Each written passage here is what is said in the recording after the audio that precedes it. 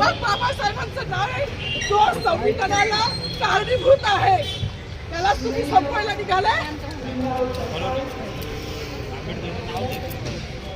पालकमंत्र्यांची फार मोठी चूक आहे मॅडम, माफी मागणार नाही, पण पालकमंत्र्यांची चूक पदरात घ्यावी.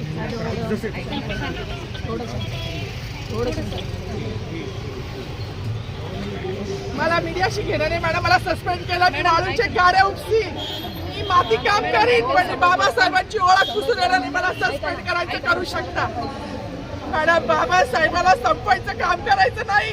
26 जानेवारी 15 ऑगस्ट मध्ये मी नाही मानत, पण लोकशाही मॅडम तुम्ही सुद्धा संविधानामुळे आहात, पालकमंत्री सुद्धा पालकमंत्री संविधानामुळे आहे. कोणताही जाती भेद नाही, सगळी समानता त्यांनी दिली आहे. बाबासाहेबांचं नाव आता तरी भाषणात येईल, मग तरी भाषणात येईल.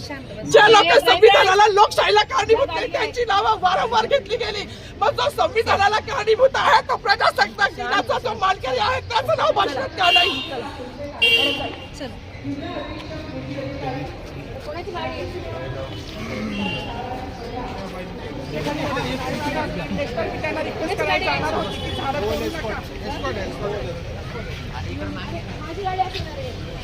सागर आता थोडी